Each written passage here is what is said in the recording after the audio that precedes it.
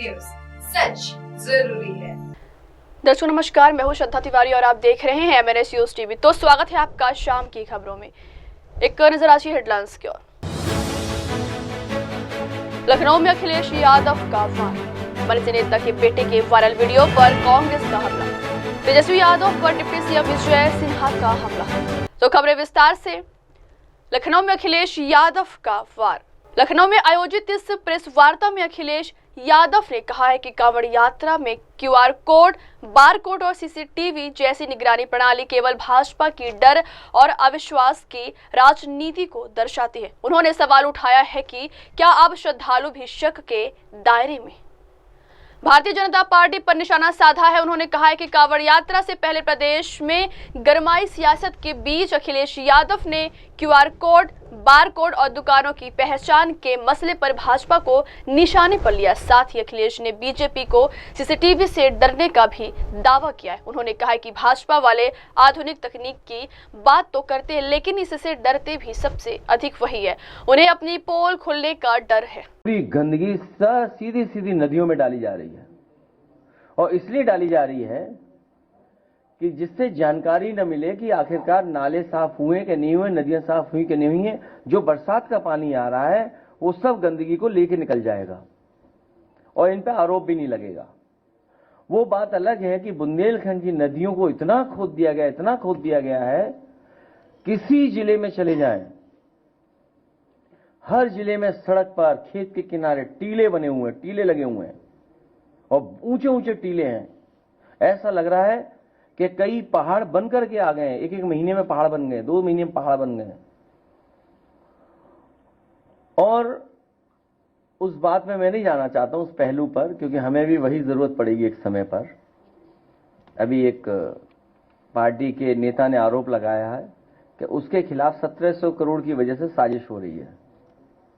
तो वही 1700 करोड़ जो हैं उसकी वजह से टीला ही नहीं दिख रहा किसी को, टीले कहीं दिखाई नहीं दे रहे किसी को। और इटावा में एक अधिकारी का ट्रांसफर हुआ, 80 मीटर ऊंचा पहाड़ लेके चला गया संघ अपने, गोरखपुर के करीब 80 मीटर ऊंचा पहाड़, अब वो है ही नहीं। अधिकारी ट्रांसफर हुआ, उसके साथ लगता है वो पहाड़ भी उधर ही चला गया, गोरखपुर की तरफ। तो मैं अभी कहूंगा कि 2 वीडियोस हैं, एक पुराना है, एक नया है, जो कि यमुना का है और एक यमुना का और है, जो अभी हाल में हमने आपने एक चैनल और एक न्यूज के साथी ने जो कहा कि किस तरीके से ताजमहल के पीछे जो गंदगी है यमुना की, कैसे अंग्रेज टूरिस्ट लोग नाक बंद करके आ रहे हैं।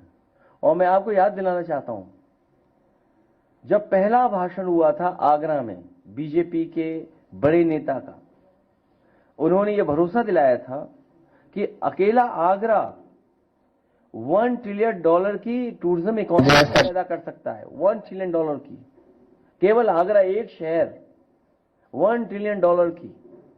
और क्योंकि आपको मैंने इसलिए बुलाया था, सरकार से तो कोई नहीं लड़ सकता, कमजोर आदमी तो लड़ ही नहीं सकता।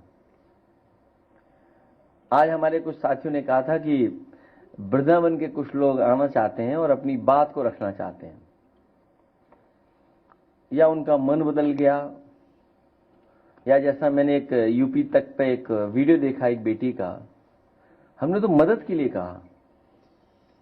उन्होंने कहा कि योगी जी अच्छे हैं, वो बुरे हैं। हमें तो आज तक ये पता था कि वो बुरे, मैं अच्छा हूं।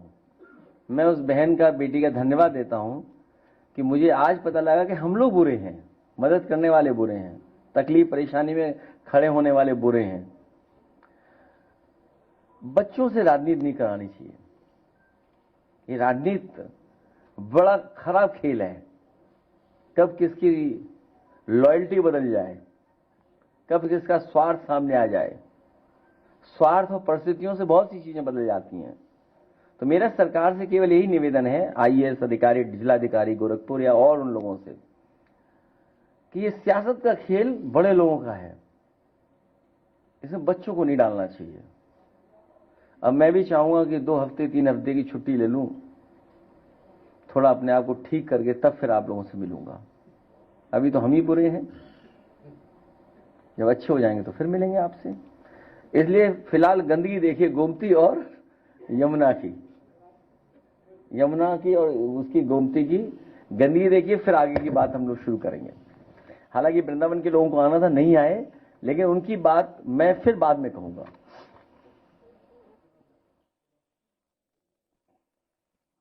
जिन मछलियों को पकड़ने के लिए मछुआरों को बहुत मेहनत मशक्कत करनी पड़ती है, जाल डालना पड़ता है, तब जाके मछली जाल में फंसती है, वो मछली आज नदी में यूं ही पानी के ऊपर तैरती नजर आ रही हैं। ऐसा इसलिए नजर आ रहा है क्योंकि ये मछलियां मर चुकी हैं।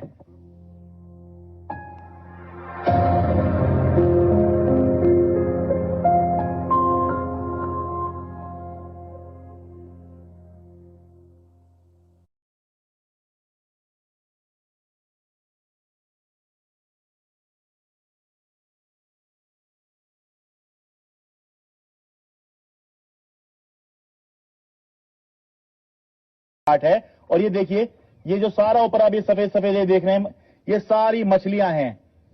मछलियां ये हैं और ये सारी मछलियां मर चुकी हैं। इस वजह से पानी पर ही ऊपर बहुत आसानी से तैरती हुई ये नजर आ रही हैं। जबकि मछुआरे जो हैं, देखिए ये मछुआरे हैं, ये मछली पकड़ते हैं और यहां से पकड़कर ले जाकर उनको बेचते हैं और इससे जो है इनका आजीविका कमाने का ये इनका साधन होता है। लेकिन क्योंकि मछलियां ये मर गई हैं, तो इस वजह से अब ये मरी हुई मछलियों को अब आगे बढ़ाने का काम कर रहे हैं, ताकि जो जिंदा मछली हैं वो इनके पास में आए और उससे ये अपना गुजर बसर कर सकें। बहुत से लोग ये सोचेंगे कि यमुना में मछलियां कहां से आ गई, यमुना का तो पानी इतना गंदा है। ऐसा नहीं है।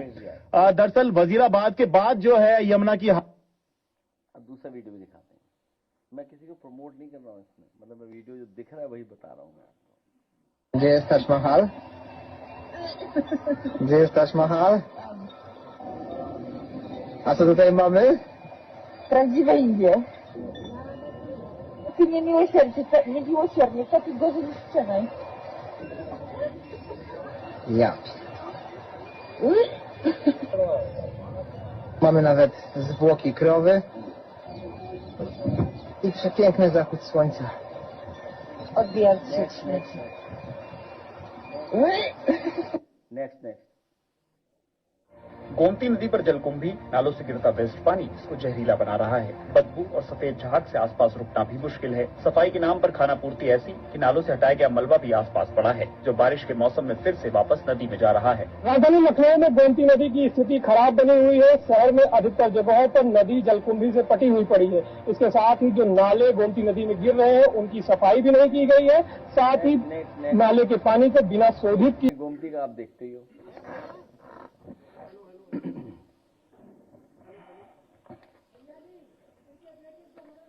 अरे बैठ जाओ भाई, बैठ जाओ। बैठ जाओ यहाँ पे। बैठ जाओ। इसीलिए मैं अंदर नहीं बुलाता हूँ। प्रेस के लोगों से निवेदन करके आप लोगों को बुलाया था मैंने। माफी चाहते हैं, कुछ अनपढ़ लोग भी आ जाते हैं।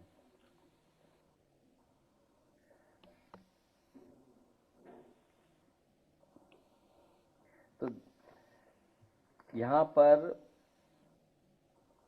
उजाड़ा जा रहा है, जैसे और जगह चीजों को बनाने के लिए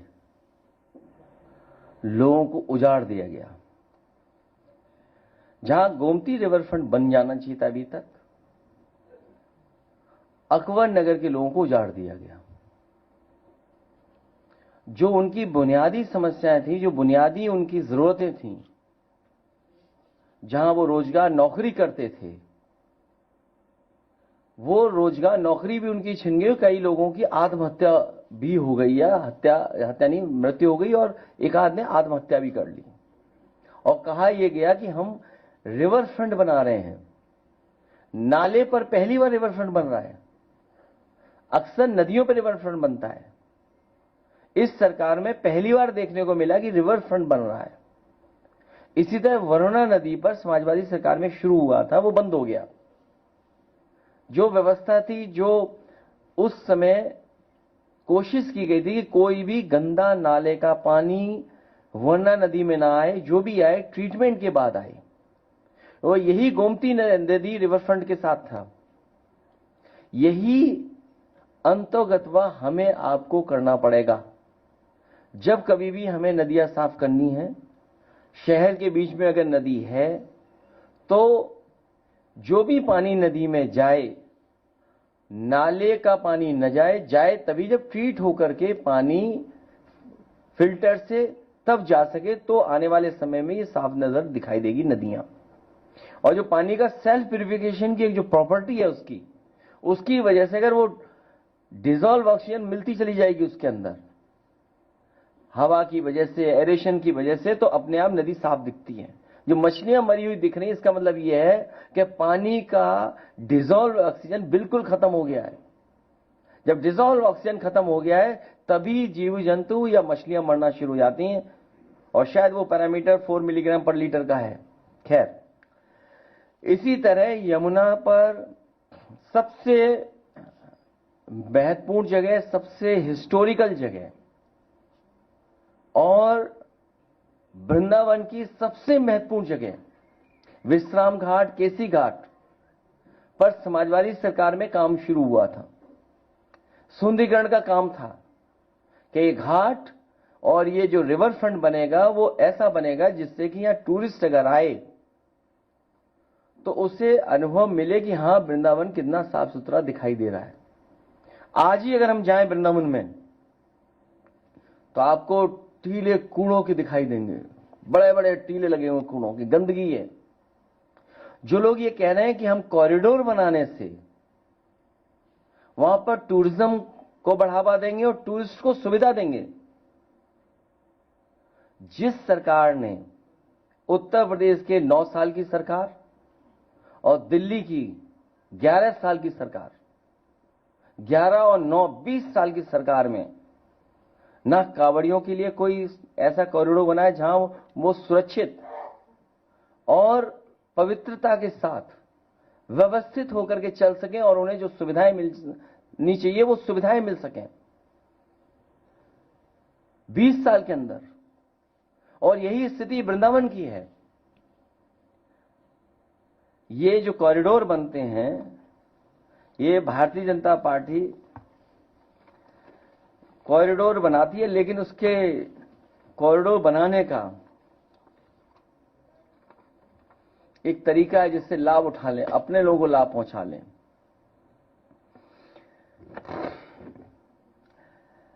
जो कॉरिडोर बनाते हैं उनका लक्ष्य कुछ और होता है, दिखाते कुछ और है, लक्ष्य कुछ और होता है। मुझे याद है कि समाजवादी सरकार में गोवर्धन में परिक्रमा को लेकर के बहुत अच्छा डिजाइन बनाया गया था, पूरी प्लानिंग हुई थी, और जिस सुंदरता के साथ, जिस अच्छे इंफ्रास्ट्रक्चर के साथ बनाना चाहिए था, शायद अधिकारियों ने उतनी दिलचस्पी नहीं ली। हालांकि बना, लेकिन जिन पैरामीटर में मैं बनाना चाहता था उस पैरामीटर पर नहीं बना पाए वो अधिकारी। पहले तो इन अधिकारियों को घूमने भेजना चाहिए। ये इकाना स्टेडियम इसलिए बन पाया क्योंकि इकाना स्टेडियम बनाने से पहले अधिकारियों और लोगों को कई वर्ल्ड के बेस्ट स्टेडियम जो हैं उनको देखने को भेजा कि भाई देख के आइए, तब जाकर के आप अनुभव पाएंगे, तब बन पाएगा। और उसका परिणाम यह हुआ कि वो मैनचेस्टर का देख के आए, मैनचेस्टर क्लब का देख करके आए स्टेडियम, और उसका परिणाम यह हुआ कि आपको एक वर्ल्ड क्लास इकाना स्टेडियम मिल गया। यही जनेश्वम पार्क, यही लोहिया पार्क इसलिए बन पाए क्योंकि यहां के अधिकारियों को भेजा गया था कि जाकर के दुनिया में दूसरे पार्क देख के आइए। नेपोलियन के जमाने में जो पार्क बने उन पार्कों को देखो, दुनिया में जिसका सबसे महत्वपूर्ण और सबसे ज्यादा नाम होता है उस पार्क को देख के आइए, तब बनाइए। तो उसका परिणाम यह हुआ कि आज लोहिया जनेश्वर पार्क लखनऊ सिटी के one of the best park बने हैं। तो केवल इन शहरों में नहीं बनाया, कानपुर में भी बनना शुरू हो गया था लोहिया पार्क, सीतापुर में भी दिया था, इटावा में भी दिया था, या जहां जहां उस समय हमारे जनप्रतिनिधि बोलते थे कि हमारे यहां जरूरत है तो वहां भी हम लोग बनाते थे। एग्जाम्पलरी काम मंडी में हुआ। ये जो किसान बाजार बना, जिसको बाद में उन्होंने दयाल पैराडाइज को बेच दिया, प्लासियो मॉल जो मॉल बना, सरकार मॉल नहीं बनाती है, लेकिन एग्जाम्पलरी काम किया मॉल का, और उसका परिणाम ये हुआ कि मॉल बना, देखिए आप, प्लासियो मॉल बना जो आज भी देश का one of the best mall है। आपका एक्सप्रेस वे बना, आगरा लखनऊ, उसके बारे में तो कहना नहीं है। हम ही नहीं, विरोधी लोग भी कहते हैं, कई बार बीजेपी के लोग उस सड़क पे चलते हैं, हमें ही ओवरटेक करके निकल जाते हैं आगे। झंडा उनका लगा रहता है, देखते हैं हम धीमे चल रहे हैं, वो हमसे तेज रफ्तार में जा रहे होते हैं। और देश के प्रधानमंत्री इसलिए उतरे थे वहां पर क्योंकि समाजवादी पार्टी की सरकार में वो डिजाइन हुआ था पूर्वांचल एक्सप्रेसवे, जिसमें कि एयरफोर्स का हवाई जहाज उतर सके और उस पर हरकुलस, जो सबसे भारी वाहन है हमारी एयरफोर्स का, वो उतरा वहां पर। सुखोई मिराज उतरे। इसी तरह बस स्टैंड और मेट्रो पहला देश का होगा कि जहां पर पीपीपी पर बस स्टैंड बना, और बस स्टैंड के साथ मेट्रो के स्टेशन को ऐसा जोड़ा कि आप बस स्टैंड और मेट्रो में दोनों जा सकते हैं। समाजवादी सरकार में वो जो डिजाइन मेट्रो एयरपोर्ट तक हुई थी, वो एयरपोर्ट आसानी पहुंच जाए मेट्रो से, वो डिजाइन का पार्ट ये था कि लोग आए मेट्रो से, स्टेशन से चले जाए। और आगे जो एयरपोर्ट बना, अभी तक इन्होंने डिजाइन नहीं बना पाए कि कैसे जोड़ेंगे उस एयरपोर्ट को और मेट्रो से। अब अगर आप मेट्रो से उतरोगे तो पहले तो कम दूरी लगती थी, अब जो नया एयरपोर्ट बेच दिया गया है उसमें आप सूटकेस लिए घूमते रहो 1 किलोमीटर, तब जाकर एयरपोर्ट पहुंचोगे। तो ये डिजाइन फॉल्ट है। तो ये बात मैं इसलिए बता रहा हूं कि बीजेपी के लोग अक्सर ये कहते थे कि वेटिकन सिटीज अच्छा बनाएंगे। बीजेपी के लोग कहते थे वेटिकन सिटी बनाएंगे। आप में से पुराने लोग जानते होंगे कि जब बनाने की बात कहते तो वेटिकन सिटी का भी नाम लेते थे कुछ अपने भाषणों में, लेकिन सुनने में आ रहा है कि वो गुजराती मंदिर की तरह दिखता है। तो मेरे कहने का मतलब है कि हम लोग किसी डेवलपमेंट के खिलाफ नहीं है, लेकिन जो हेरिटेज है, जो हिस्ट्री है, जो लोग देखने आते हैं, जो एस्थेटिक है, उससे खिलवाड़ नहीं होनी चाहिए। और अगर तुमने पिछले 9 साल में क्या काम किया है इसका कोई हिसाब किताब देगा कि नहीं देगा। मान लीजिए जो समाजवादी सरकार में बनना शुरू हुआ था बोर्ड, उसका नाम बदल दिया इन्होंने, तीर्थ विकास परिषद नाम लिख दिया, और अभी तक जो तीर्थ विकास परिषद ने खर्च किया है डेवलपमेंट पे पैसा, उसका कोई हिसाब नहीं है। डेवलपमेंट अथॉरिटी ने जो खर्च किया उसका कोई हिसाब नहीं है, और जो संस्थाएं और जो विभाग है जो पैसा खर्च किया उसका कोई हिसाब नहीं है। और वहां 5000 मंदिर हैं, 5000 मंदिर हैं जो समय समय पर बने हैं, राजा महाराजाओं ने, बड़े लोगों ने बनाए, सेठ लोगों ने बनाए हैं। कहीं ऐसा तो नहीं कि बनारस जैसे कुछ मंदिर ढा दिए जाएं। बनारस में जब कॉरिडोर बना तो बहुत सारे मंदिर जो छोटे थे, घरों में थे, लोग अपने पौराणिक और परिवार के पूर्वजों के बने हुए मंदिरों को उजाड़ दिया सरकार ने। तो कहीं ऐसा तो नहीं है कि कोई बहुत बड़ा खेल खेला जा रहा हो। तो इसलिए मैं चाहूंगा जो लोग ये कॉरिडोर बना रहे हैं, हालांकि हमें सुझाव नहीं देना चाहिए, तब भी सुझाव दे दें। वेनिस की गलियां देख के आए, वेनिस की गलियां। कभी कभी हम ही लोग गलती करते हैं, हम बुरे लोग हैं ना, गलती करते हैं। जेनेसिस पार्क में बोट डाल दी थी हम लोगों ने, वेनिस में जो बोट चलती थी। इस सरकार को इतना बुरा लगा, इतना बुरा लगा कि वो बोट ही बर्बाद कर दी उन्होंने। पता नहीं कहां से प्लास्टिक की लाए पैडल वाली वो चल रही है। बेहतरीन जो इटली में चलती थी नाव, वो लाए थे। एक बस लाए थे, बस, वाटर बस, पता नहीं कहां चली गई वो। पानी के रास्ते गई कि ट्रक में लद के चली गई, पता नहीं कौन है बस चोर, वाटर बस चोर कौन है हमें नहीं पता है। फुब्बारा चोर कौन है पता ही नहीं है, फुब्बारे चोर ही हो गए। तो इसलिए हम ये कहना चाहते हैं कि ये रास्ता नहीं है बल्कि आस्था है हमारी। रास्ता, जो गलियां हैं, वो हमारी आस्था की गलियां हैं। उनका एस्थेटिक, उनका हेरिटेज वैसा ही रहे। कुंज गली में राधा कृष्ण की लीला के सैकड़ों गीत बने हैं, सैकड़ों गीत बने होंगे, और न जाने कब से वो परंपराएं चली हैं, मेले चलते हैं, यात्राएं निकलती हैं, और ये जब बिगाड़ देंगे तो वो गीत कहां गूंजेंगे? क्योंकि इनका जो बनाने का ढंग है, पता नहीं क्या ढंग है इनका बनाने का। अगर इन्होंने कुछ अच्छा बनाया हो तो आप लोग हमें बता दो, अगर हम कंफ्यूज हो रहे हो तो।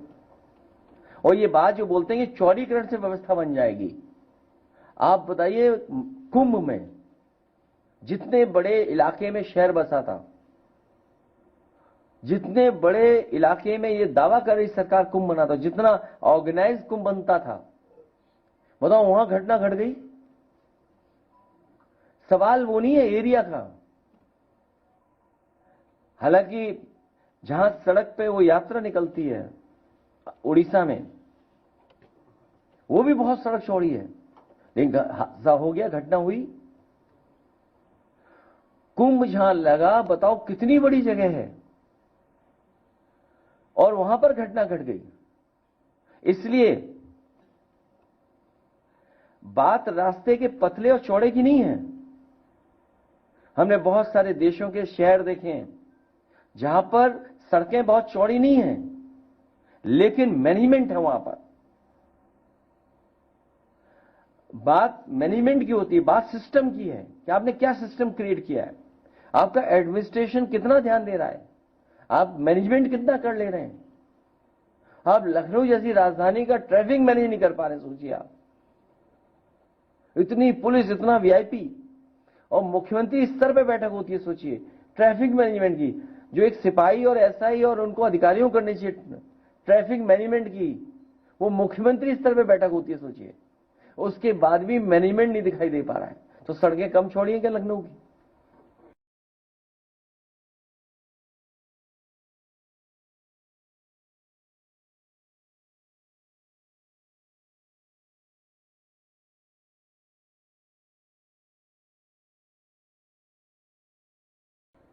सवाल है सिस्टम क्या क्रिएट कर रहे हैं, एडमिनिस्ट्रेशन क्या कर रहे हैं। धरोहर को बचाए बनाए रखते हुए विकास किया है। लोग अगर आएंगे तो कुंज गलियों को देखने आएंगे, कोई आपका थका हुआ जो आप बनाते हो, क्रिएट करते हो, उसको देखने नहीं आएंगे। सारा झगड़ा दरअसल जमीन का है। जैसे अयोध्या में जमीन का खेल खेला इन्होंने, सारा झगड़ा जमीन का है। भाजपाइयों की निगाह हमेशा जमीन को हड़पने की रहती है। भाजपाई अपने कुछ लोगों के लिए सालों से बसे लाखों लोगों को उजाड़ देती है। भाजपा अपनों को ठेका दुकान देकर उनसे चंदा वसूली करती है और मुआवजा के नाम पर घोटाला करती है। एक अधिकारी अभी भी लापता है, अंडरग्राउंड है। जनता आज मजबूर है, लेकिन जब यही जनता नई सरकार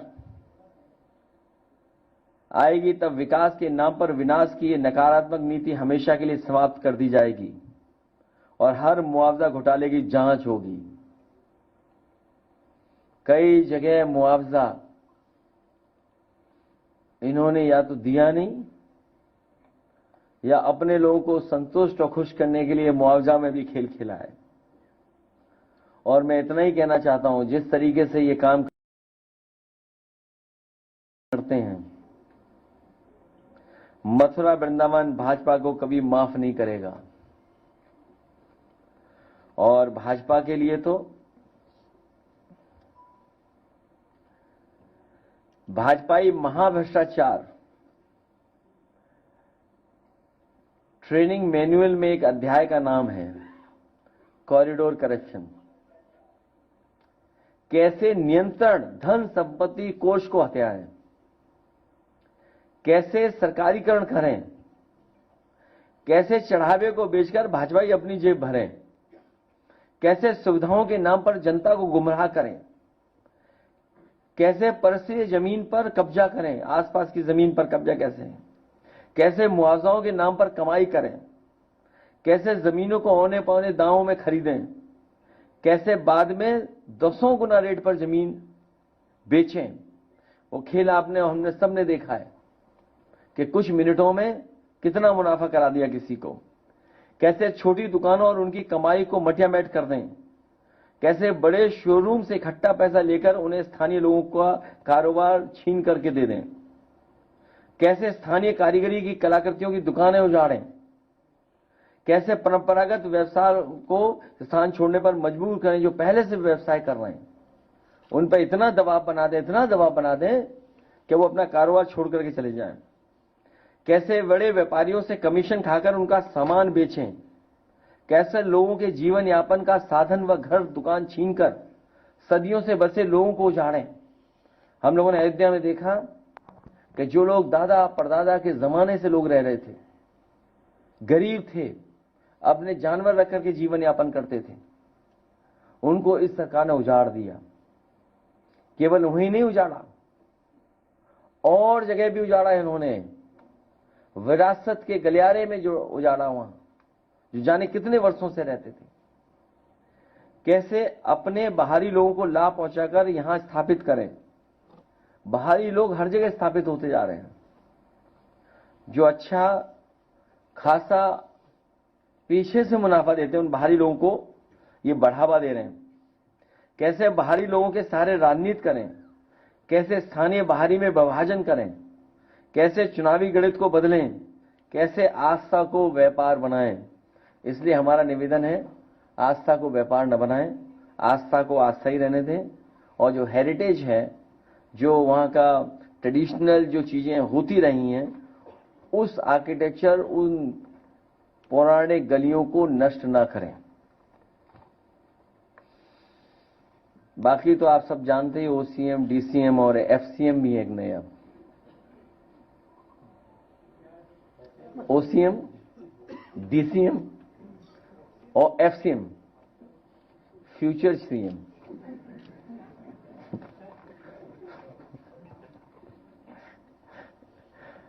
जो इलाज मंत्री हैं,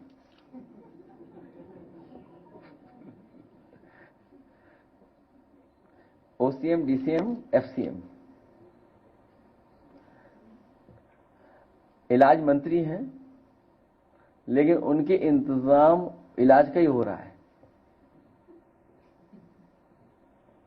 उनके इलाज का इंतजाम हो रहा है। हमें उम्मीद है कि सरकार जो बनाना चाहती है वृंदावन में कॉरिडोर, दुनिया के जो हेरिटेज जहां पर बचाई है देशों में, वहां जाएं, अधिकारी घूम के आए, देख करके आए, गलियों को कैसे संरक्षण किया जाता है, वहां सुंदरता कैसे बनाई रखी जाती है, उन्हीं गलियों में, छोटी छोटी गलियों में कैसे खूबसूरत बनाया जाता है, खूबसूरती लाई जाती है।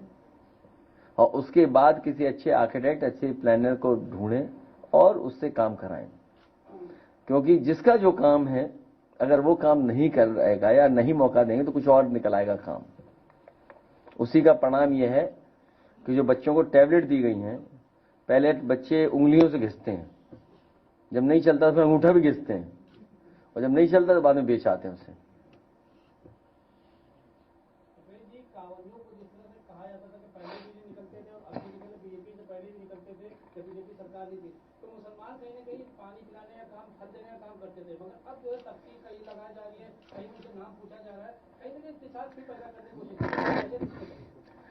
कारोबार, रोजगार हमें आपको जोड़ता है, आयोजन हमें आपको जोड़ता है, खुशियां, मेले हमें आपको जोड़ता है।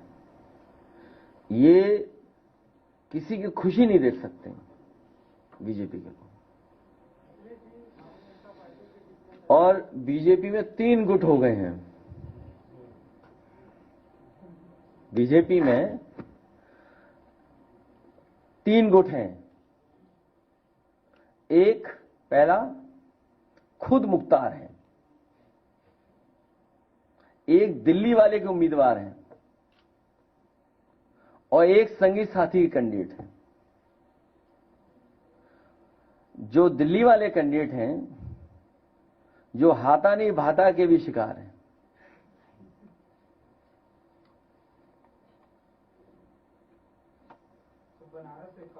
रही सर कि वो वाराणसी जंक्शन के सामने जो नाइट मार्केट थी उससे बुलडोजर चल गया है। जो कंपनी थी जिसने वो लाइसेंस दिया था दुकानों का, वो गुजरात की कंपनी थी, उसका मालिक भाग गया है और जो रजिस्ट्रेशन के लिए फार्म बांटा गया था तो प्रधानमंत्री जी के कार्यालय बनारस बांटा गया। इस सरकार में सभी इलीगल काम हो रहे हैं, इलीगल कॉलोनियां बस रही हैं, बेपनाह इनकी इलीगल बिल्डिंगें खड़ी हो रही हैं। सब इलीगल काम इस सरकार के संगी साथी कर रहे हैं। बड़े बड़े ट्रस्टों पे कब्जा हो रहा है। ये हमारे कानपुर के लोग हैं, दो बैठे हैं, ये दोनों जानते होंगे कितने बड़े ट्रस्टों पे कब्जा हो गया। कोई एजुकेशनल ट्रस्टों पे कब्जा कर रहा है, कोई रिलीजियस ट्रस्टों पे कब्जा कर रहा है, कोई जमीनों पे कब्जा कर रहा है। और जो बुनियादी समस्याएं हैं, सॉलिड वेस्ट मैनेजमेंट है, पार्कों को कब्जा कर रहे हैं, तालाबों को कब्जा कर रहे हैं। और जहां इन्हें दिखाना चाहिए था वृंदावन में कि सफाई, कहां सफाई है बताइए। जो वृंदावन जाएगा कितनी सफाई है वहां पर। ट्रैफिक मैनेजमेंट और सुविधा तो समाजवादियों ने दी, कट अगर नहीं दिया होता, न बना होता, तो शायद इतना आसानी से दिल्ली वाले और लखनऊ वाले एक्सप्रेसवे से उतर करके नहीं जा पाते। वो समाजवादियों की देन है।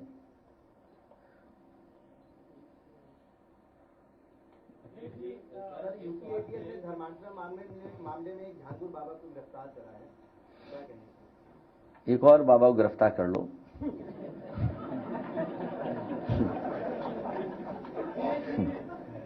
सरकार शराब को बढ़ावा देने के लिए 9 जुलाई को इन्वेस्टर सबमिट करने जा रही है और जो अच्छी दवाइयां हैं वो बंद कर रही है। अच्छी बात है, बोतल खुली भी रखे और गिलास भी रखे वहां। आपके जिले के पार्टी के जो जिला अध्यक्ष हैं उनके 50,000 की विधायक कर दी गई, उससे ज्यादा केस वाले नए ये प्रतापगढ़ में जो भी पुलिस का कप्तान आता है, पता नहीं क्या है, पता नहीं किसके इशारे पे काम करता है। जो पुलिस है वो बीजेपी के इशारे पे काम कर रही है, पूरी पुलिस। और उसी का परिणाम यह है कि अन्याय बड़े पैमाने पर है। हमारे साथी ने, मैं नहीं जानता हूं कि कौन है साथी जो आपके साथी उनके साथ आया है, जिस परिवार की ये बात कर रहे हैं, मैंने पहले भी एक दिन कहा था, उस परिवार पे 100 से ज्यादा मुकदमे दर्ज हो गए हैं, 100 से ज्यादा। ये बीजेपी के लोग हम लोग को ट्यूशन करा रहे हैं, फ्री ट्यूशन करा रहे हैं, फ्री ट्यूशन हो रहा है हम लोगों का। तो अकबर नगर के जो लोगों को जो है वहाँ जो कानूनियत दी गई है, वहाँ 3 दिन का पानी आ रहा नहीं है, बिजली आ रही है, तो रोडों पे जो है सोने पर मजबूर हो गए, कैसे देखते थे? बीजेपी के लोग उजाड़ने का काम करते हैं और अकबर नगर के लोगों को मैंने कहा कि वहीं का वहां वापस उन्हें बसा देंगे। तुम्हें इस पे पूछोगे ना, लगाइए दिखाइए कुछ और इनको।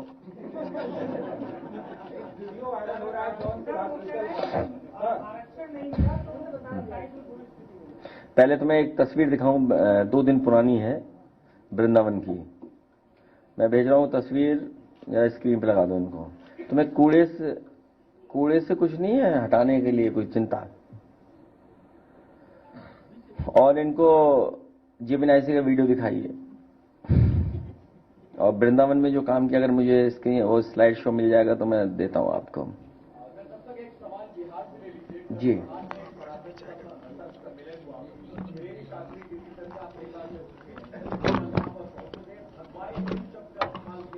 और यह ऐलान किया कि बिहार पहला हिंदू राज्य होने जा रहा है चुनाव के बाद। क्या चीज? कल सम्मेलन हुआ बिहार में, अश्विनी चौबे पूर्व केंद्रीय मंत्री थे, उन्होंने। देखिए, मैं तो एक ही चीज जानता हूं, सच्चा रास्ता ही धर्म का रास्ता है, वही सनातन का रास्ता है। अन्याय करने वाले सनातनी नहीं हो सकते, भेदभाव करने वाले सनातनी नहीं हो सकते, बच्चों से राजनीति कराने वाले सियासत कराने वाले लोग सनातनी नहीं हो सकते। केवल कपड़े पहनने से कोई बाबा योगी नहीं बन जाता है, विचार और आचरण से बनता है। क्योंकि बुनियादी सवालों पर चर्चा नहीं करनी है। जनता इंतजार कर रही है उत्तर प्रदेश की 2027 का। और ऐसा चुनाव देखने को मिलेगा जो कभी चुनाव नहीं आपने देखा।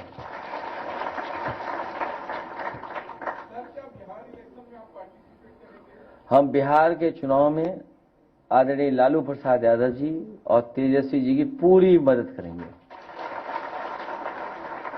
और इन भाजपाइयों ने जो घोटाले किए उत्तर प्रदेश में सब बताए जाएंगे बिहार में। और ये भी बताया जाएगा कि नीतीश कुमार जी का नाम इस्तेमाल कर रहे हैं, उनका चेहरा इस्तेमाल करेंगे, लेकिन बाद में उन्हें मुख्यमंत्री नहीं बनाएंगे। हम लोग तो उन्हें प्रधानमंत्री बनाना चाहते थे। अब वो देखिए मुख्यमंत्री के ही उससे रिटायर हो जाएंगे। ये बीजेपी के लोग उन्हें रिटायर कर देंगे। ये देखिए तस्वीर कब की है, ये देखिए आप कूड़ा, ये है इनका। ये हिसाब दें कि पिछले 9 साल में कितना काम किया इन्होंने यहाँ पर ब्रिज में और खासकर वृंदावन मथुरा में। पहले दलित बच्ची की जो है 13 वर्ष की जो दलित बच्ची थी उसके साथ सामूहिक दुष्कर्म किया गया। उसके बाद में परिवार का आरोप है कि जो है उसने शिकायत नहीं किया, उसको जो है फांसी फंदे पे लटकाया गया। इस सरकार में सच कभी बाहर नहीं आएगा, न्याय नहीं मिलता गरीब को। बहुत सी घटनाएं ऐसी। सर गोमती नदी का जो रिवर फ्रंट बना रहे थे सर 12 से 17 किलोमीटर की दूरी में था, लेकिन 3 ही किलोमीटर में पहुंच चुका है। गंगा पे रिवर फ्रंट बन रहा है कानपुर में। किस तरीके से सर देखते हैं? हम लोग बनाएंगे बहुत अच्छा रिवर फ्रंट कानपुर में, और कानपुर की मेट्रो ले जाएंगे उन्नाव तक, लखनऊ की मेट्रो ले जाएंगे बाराबंकी तक।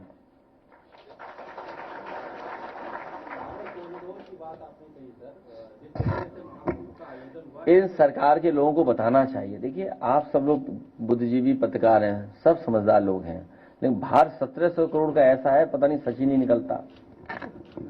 1700 करोड़ का भार ऐसा है, ये हम नहीं कह रहे हैं, कैबिनेट में बैठने वाले मंत्री कह रहे हैं। तो कई बार बहुत सी बातें नहीं निकलती। आपको ये पूछना चाहिए, सवाल उल्टा पूछते हैं आप लोग। सवाल ये पूछना चाहिए और बताना चाहिए कि भारतीय जनता पार्टी ने 11 साल दिल्ली के और उत्तर प्रदेश के 9 साल में कांवड़िया कॉरिडोर के लिए ये काम किया है। कांवड़ियों की व्यवस्था के लिए, कांवड़ ले जाने वाले लोगों के लिए इतनी सुविधाएं दी हैं।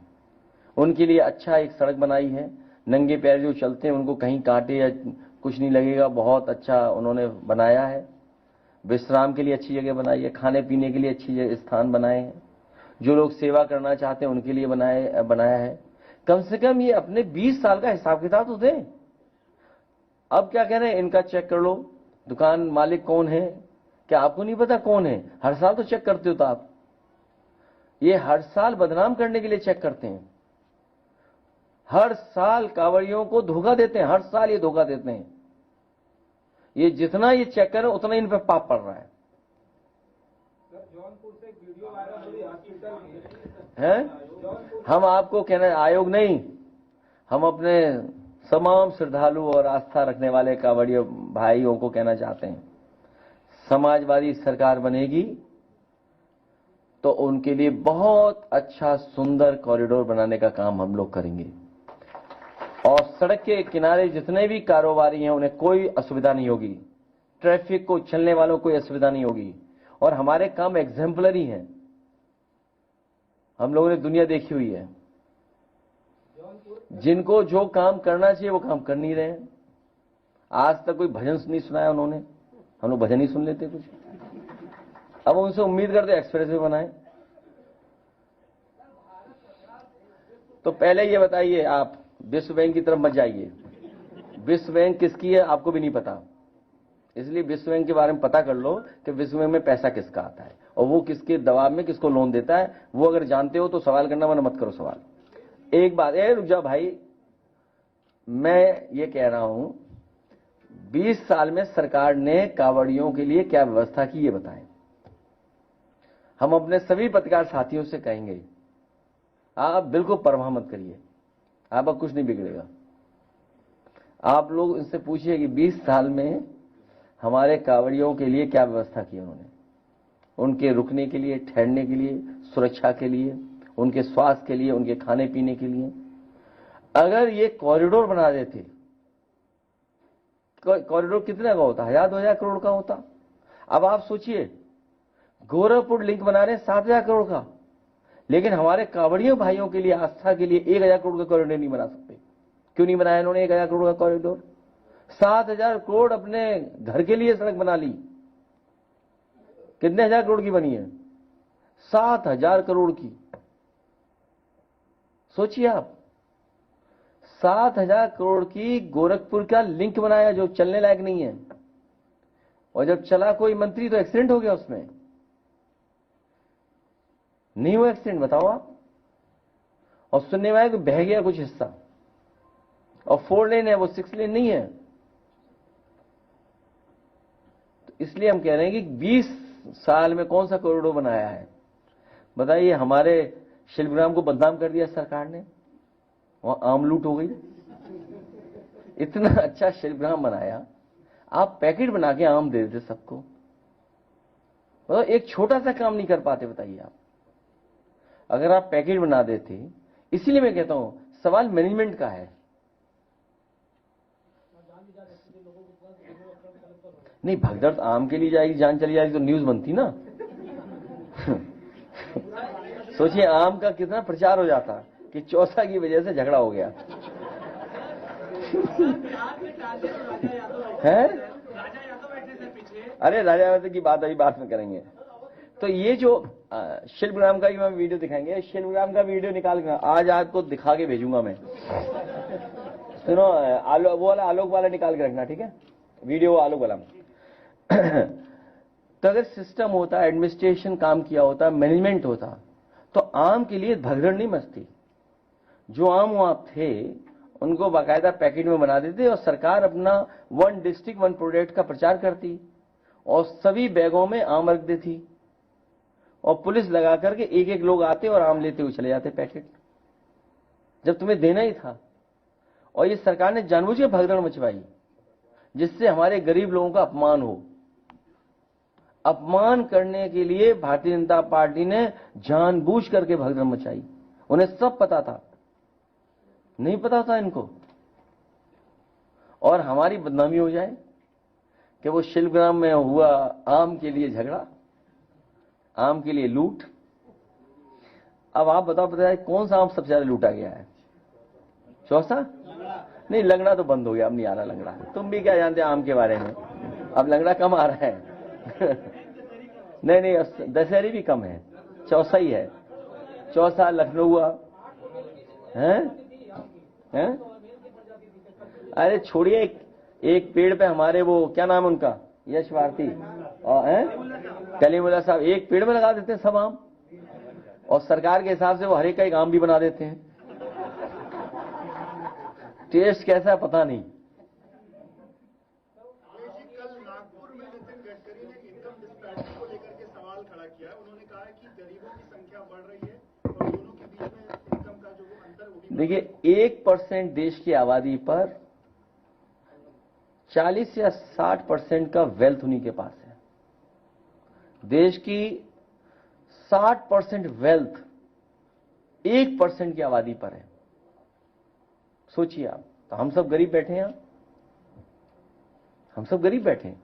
तो अगर उन्होंने स्वीकार किया तो अच्छी बात है, सही बात है।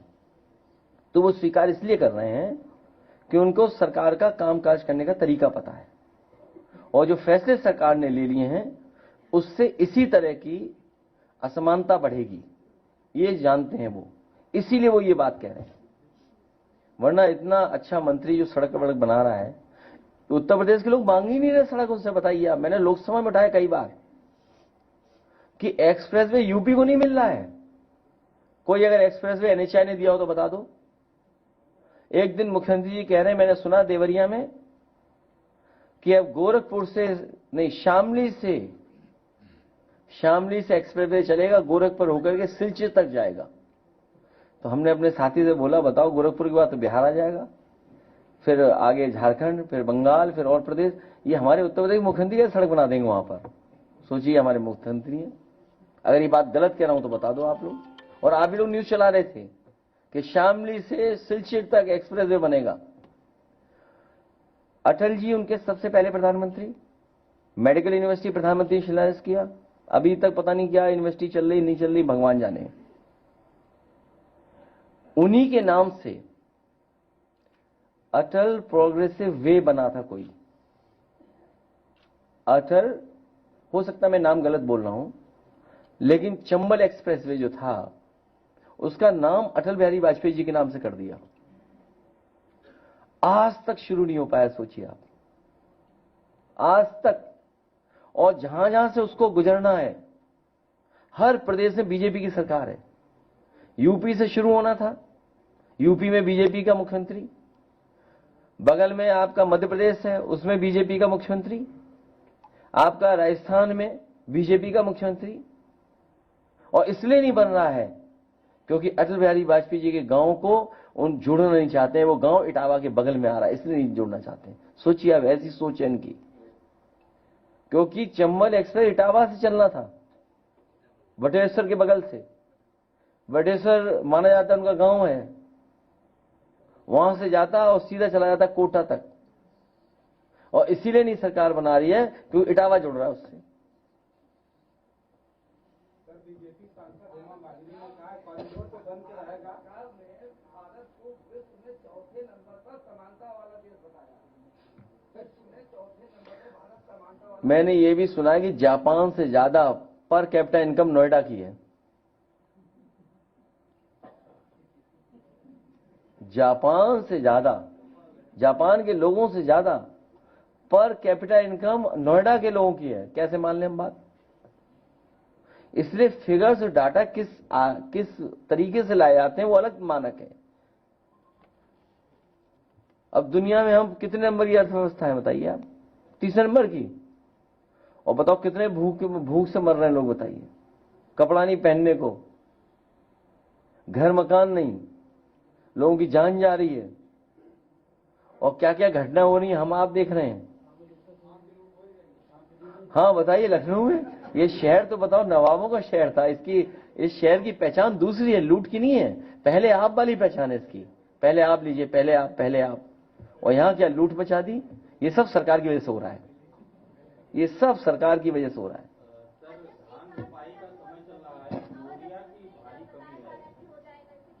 कौन सा? पहले बना तो लो। अरे बना पा नहीं रहे हैं, पहले पूरा तो कर लो।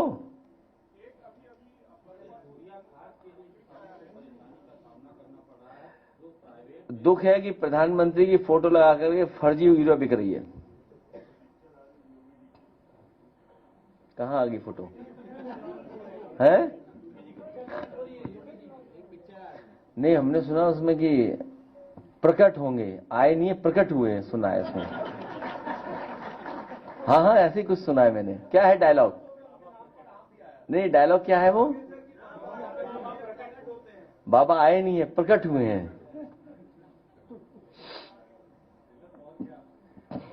नहीं, अखबार पढ़ा है मैंने।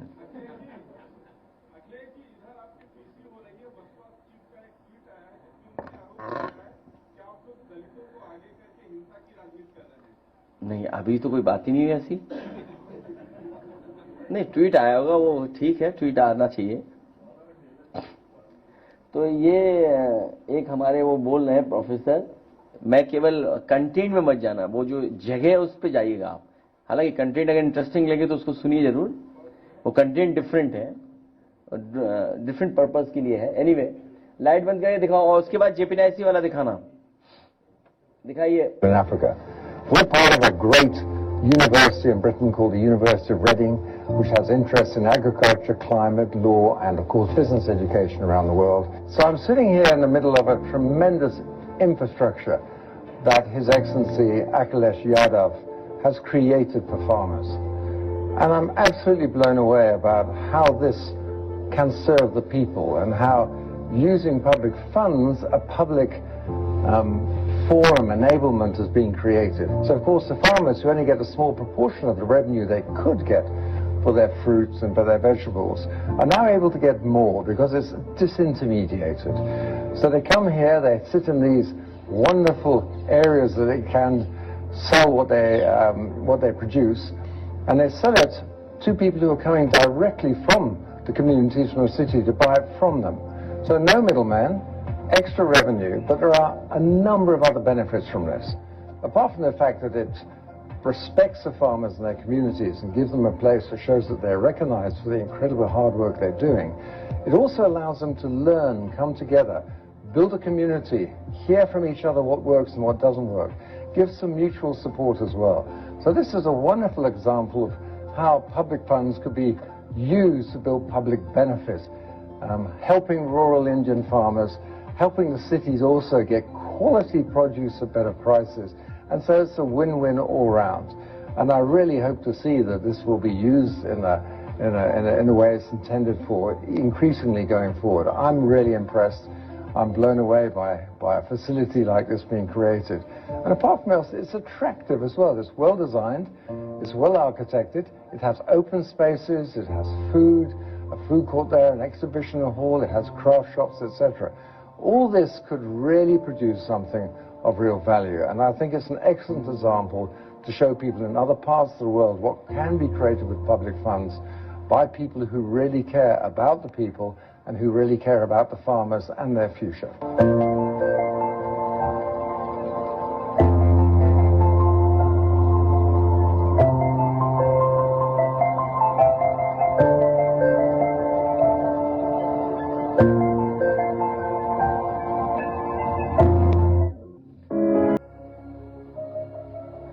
बर्बाद कर दिया इसको। बढ़ते अगली खबर की ओर। मनसे नेता के बेटे के वायरल वीडियो पर कांग्रेस का हमला। नागपुर से एक चौंकाने वाला मामला सामने आया है कि वायरल वीडियो में खुद को मनसे नेता का बेटा बताने वाले युवक द्वारा एक महिला के साथ दुर्व्यवहार किया गया। इस पर अब राजनीतिक प्रतिक्रियाएं भी तेज हो गई हैं। महाराष्ट्र कांग्रेस के मुख्य प्रवक्ता अतुल लोंढे पाटिल ने इस घटना की निंदा करते हुए कहा है कि जनता के कारण और जनता के लिए ही नेता सत्ता में आते हैं, लेकिन जब कोई नेता कहता है मैं देख लूंगा, तभी से ऐसी नकारात्मक जन्म लेती है। कर रहा है और किसी इन्फ्लुएंसर पर उसने गाड़ी भी से ये भी किया है।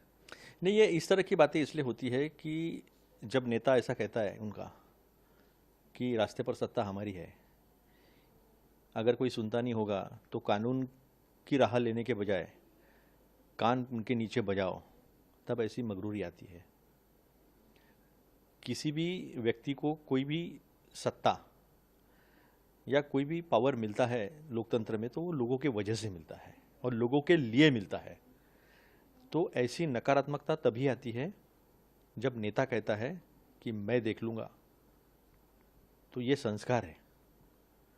और ये महाराष्ट्र जैसे राज्यों में इस तरह की बातें अगर होती है तो इसके बारे में सोचना चाहिए कि हम खुले मन से क्या बात करते हैं, उसका असर ज़मीन पर क्या होता है और आम आदमी को कैसा भुगतना पड़ता है। एक महिला से बात करने की तमीज़ नहीं है, केवल इसलिए कि बहुत बड़ा आंदोलन हो गया, नेता ने बहुत अच्छा भाषण दे दिया, तो क्या आपको कानून व्यवस्था के अधिकार आपके हाथ में आ गए? और मेरा सवाल उन पुलिसकर्मियों से भी है कि उन्होंने उसका कॉलर पकड़ के, कॉलर तो आधा नंगा ही था, उसकी पैंट पकड़ के उसको जेल में ठूसने के बजाय वो उसको क्या समझा रहे थे? कानून के ऊपर कोई है नहीं लोकतंत्र में।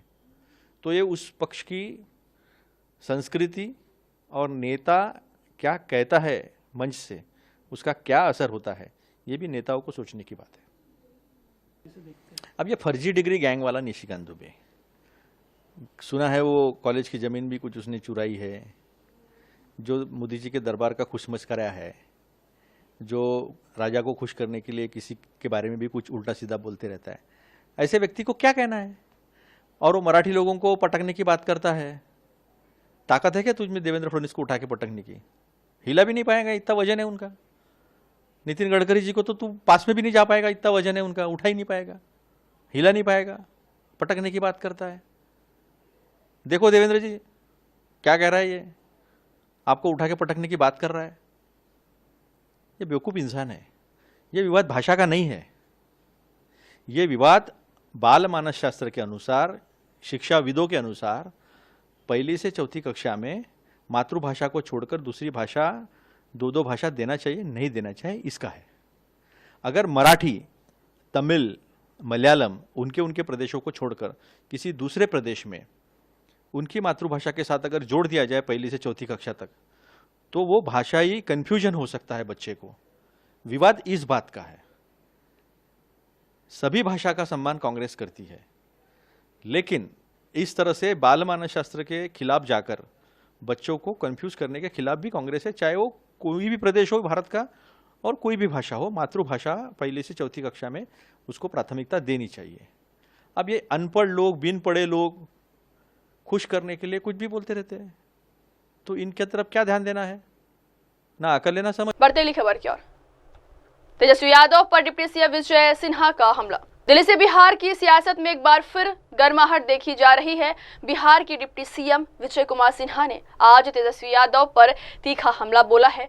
प्रेस को संबोधित करते हुए विजय सिन्हा ने कहा है कि तेजस्वी यादव जंगल राज के शासक लालू प्रसाद यादव के बेटे, वो कभी खुद को गरेरी कहते थे और दावा करते थे कि वे सनातन धर्म के वफादार हैं, लेकिन अब वही कुंभ जैसे धार्मिक आयोजनों पर बेतुकी बातें करते। ये कैसी तमीज है इनकी। जो नेता प्रतिपक्ष हैं, ये किनके पुत्र हैं?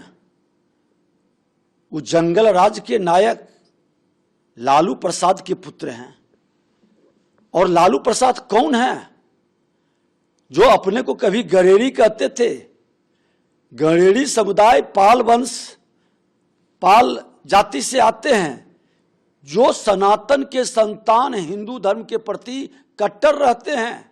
और ये व्यक्ति न अपने गरेरी जाति के प्रति अपने को जादव घोषित कर करके वोट की राजनीति में जादव को भी बरगलाते हैं, और न अपने धर्म के प्रति नवरात्रा में मांस खाएंगे, कुंभ को आलतू फालतू कहेंगे, तजिया का ढोल बजाएंगे घर के अंदर बुला के।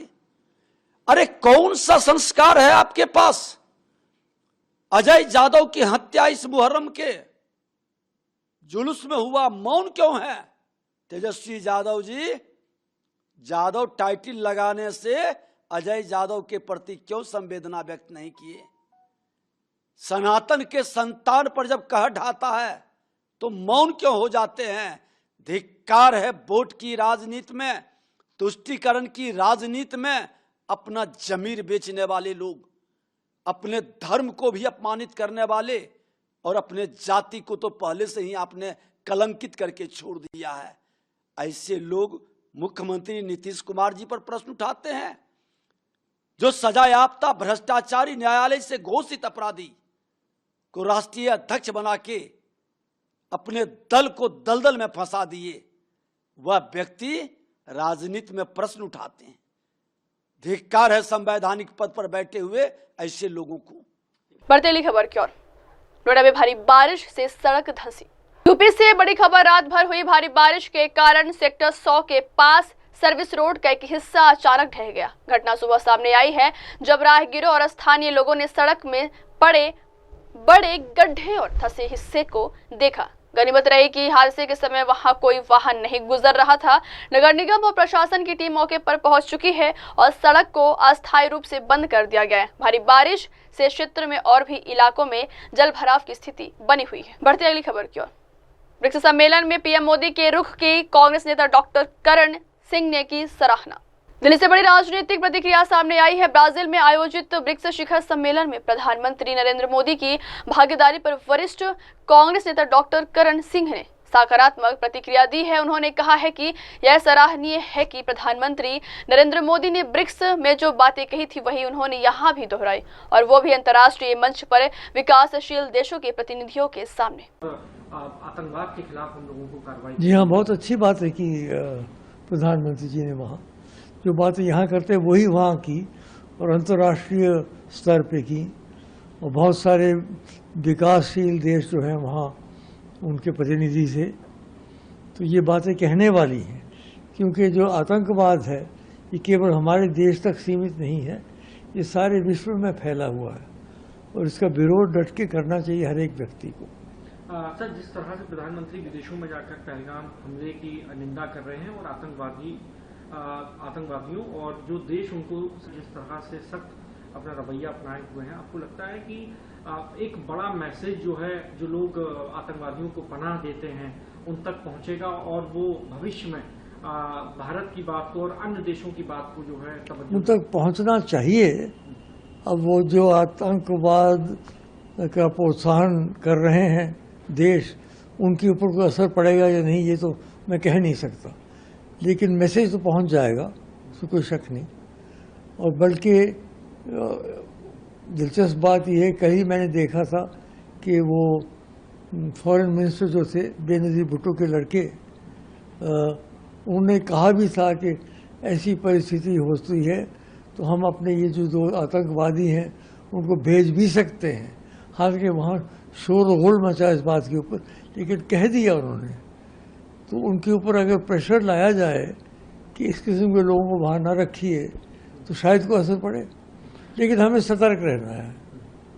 लेकिन सर, कांग्रेस बार बार देखा जा रहा है कि रहे हैं प्रधानमंत्री को लेकर वो कह रहे हैं कि जब ऑपरेशन सिंदूर हुआ तो कोई अन्य देश हमारे साथ खड़ा नहीं हुआ। कोई शक नहीं। तो उस पर आप क्या कहेंगे सर? हमें आशा तो थी, भूटान है, नेपाल है, श्रीलंका है, हमारे जो देश है पड़ोसी देश, आशा थी कि वो कुछ वक्तव्य दें, लेकिन दिया नहीं उन्होंने, यानी खड़े नहीं हुए उस समय। ठीक कह रहे हैं आप। ये भी कांग्रेस पार्टी लगातार कह रही है, उनके नेता कह रहे हैं, मंत्री मोदी कि जो विदेश जो जाते हैं उससे देश को कुछ हासिल नहीं हो रहा, और एक समय का क्या महत्व था जब चाइना और रशिया दोनों ने ही इसको अटेंड नहीं किया। नहीं, इसका कोई अर्थ नहीं, वो ना भी आए, इसका अर्थ ये तो नहीं कि हम न जाएं, क्योंकि ब्रिक्स में हमने बड़ा अग्रसर होके भाग लिया। ब्रिक्स में तो प्रधानमंत्री जी को जाना ही जाना था, सूरत में नहीं जाते तो बहुत उसका विपरीत असर पड़ना था। ठीक है, रूस और चीन वाले ना ही आए, नहीं आए, उनकी अपनी। बढ़तेली खबर क्या, ब्रिक्स कभी नहीं देगा भारत का साथ। पीएम मोदी इस समय ब्राजील के रियो डी जेनेरियो में 17 ब्रिक्स सम्मेलन में शामिल हुए हैं। इस शिखर सम्मेलन में प्रधानमंत्री नरेंद्र मोदी ने कई अहम मुद्दों के साथ भारत के पहलगाम में हुए आतंकवादी हमले की बात भी सामने रखी है। उन्होंने इसे मानवता पर हमला बताया है। इस दौरे के दौरान संजय राउत ने उनकी इस यात्रा पर बड़ा सवाल खड़ा कर दिया। शिवसेना यूपीटी संजय राउत ने सवाल किया है कि प्रधानमंत्री सम्मेलनों में जाते हैं, लेकिन इनमें से कितने देश ऐसे हैं जो वाकई में आतंकवाद के खिलाफ भारत के साथ खड़ा रहेगा। प्रधानमंत्री ने जो आतंकी को समर्थन करे, पाकिस्तान पर तीखा हमला किया है, पहलगाम जो हमला हुआ, उसको लेकर प्रधानमंत्री ने बात करी है, तो कैसे देखते हैं? देखिए, ब्रिक्स सम्मेलन या ये सम्मेलन, वो सम्मेलन, शंघाई सम्मेलन, प्रधानमंत्री जाते हैं, बातें करते हैं, लेकिन उसमें से एक भी देश हमारे साथ खड़ा नहीं हो गया इस संघर्ष में। जिस तरह से पाकिस्तान के साथ यूनाइटेड नेशन से लेकर तुर्की हो, चाइना हो, अजरबैजान हो, और भी देश खड़े हो गए। क्या मोदी जी विदेश घूम रहे हैं, सम्मेलन कर रहे हैं, क्या एक देश हमारे साथ खड़ा हो गया? उसका जवाब दीजिए। बढ़तेली खबर की ओर, आतंकवाद मानवता के खिलाफ सबसे बड़ा अपराध। मुंबई से बड़ी प्रतिक्रिया सामने आई है। भाजपा विधायक अतुल भातखलकर ने पहलगाम आतंकी हमले को लेकर पाकिस्तान और आतंकवाद पर सख्त रुख अपनाया है।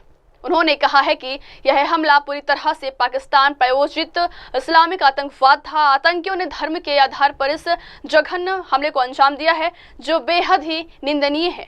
अतुल भातखलकर ने आगे कहा है कि आतंकवाद मानवता के खिलाफ सबसे बड़ा अपराध है। बिल्कुल, क्योंकि पहलगाम का आतंकवादी हमला ये पाकिस्तान स्पॉन्सर्ड इस प्रकार का आतंकवादी हमला था। आतंकवादी हमला उन्होंने धर्म देखकर उन्होंने उस जगह पे किया था, और इसके लिए आतंकवाद ये मानवता के खिलाफ का सबसे बड़ा क्राइम है, और इसके लिए ब्रिक्स में हमने उसके ऊपर का रेजोल्यूशन पास किया है। बढ़तेली खबर की ओर, पुणे के रामवाड़ी में इमारत के बाहर 2 पहिया वाहनों में लगी आग। पुणे से बड़ी खबर सामने आई है। रात करीब 1 बजे रामवाड़ी गाओथन इलाके में नगर रोड पर स्थित एक व्यवसायिक इमारत के बाहर खड़े 6 2 पहिया वाहनों में आग लग गई।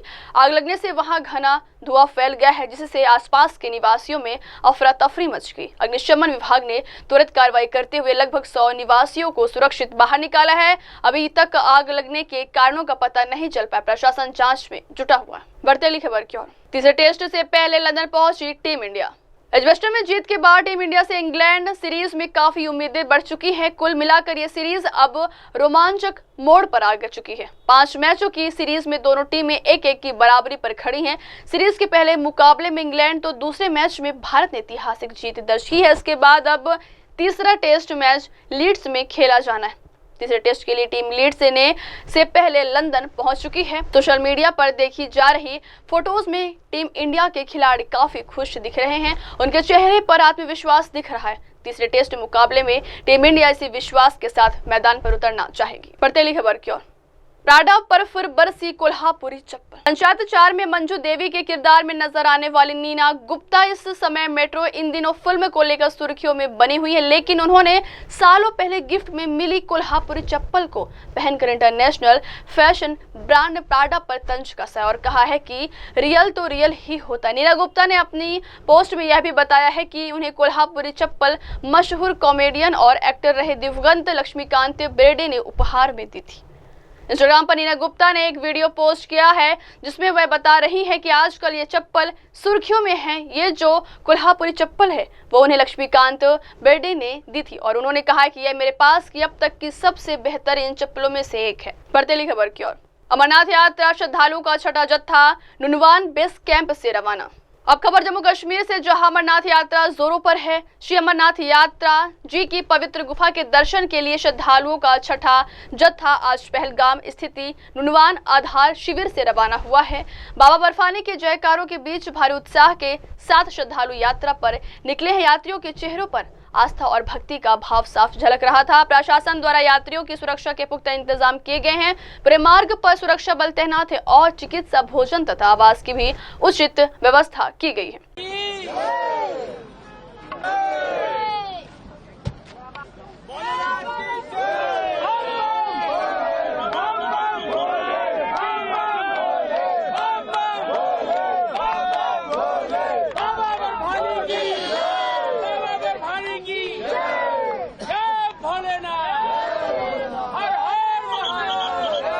बढ़ते खबर की ओर। इजरायल के पीएम नेतन्याहू ने नोबेल पुरस्कार के लिए राष्ट्रपति ट्रंप को नामित। इजरायल के पीएम बेंजामिन नेतन्याहू ने नोबेल शांति पुरस्कार के लिए अमेरिकी राष्ट्रपति डोनाल्ड ट्रंप को नामित किया है। पीएम नेतन्याहू ने कहा है, मैं आपको नोबेल पुरस्कार समिति को भेजा गया है पत्र प्रस्तुत करना चाहता हूं। श्रीमान राष्ट्रपति, इसमें आपको शांति पुरस्कार के लिए नामित किया गया है जिसके आप हकदार हैं और आपको यह मिलना चाहिए। So I want to present to you, Mr. President, the letter I sent to the Nobel Prize Committee. It's nominating you for the Peace Prize, which is well deserved, and you should get it. Thank you very much. This I didn't know. Wow. Thank you very much. Thank you. Coming from you in particular, this is very meaningful. Thank you very much, Bibi. Thank you. Thank you for everything you're doing. Thank you. It's a great honor. बढ़ते खबर की ओर। Brasilia पहुंचे PM Modi. PM Modi Brazil की राजधानी Brasilia पहुंचने पर वहां बसे भारतीय समुदाय के लोगों से मिले हैं। ब्रासीलिया के एक होटल में आयोजित कार्यक्रम में भारतीय प्रवासियों ने गर्मजोशी से प्रधानमंत्री का स्वागत किया है। इस दौरान पीएम मोदी ने भारतीय समुदाय के सदस्यों से बातचीत की, उनके अनुभव जाने और उन्हें भारत से जुड़े रहने का संदेश भी दिया। प्रधानमंत्री ने कहा है कि दुनिया के किसी भी कोने में रहने वाले भारतीय भारत की संस्कृति, मूल्य और परंपराओं के प्रतिनिधि होते हैं। उन्होंने प्रवासी भारतीयों को भारत के ब्रांड एम्बेसडर बताया।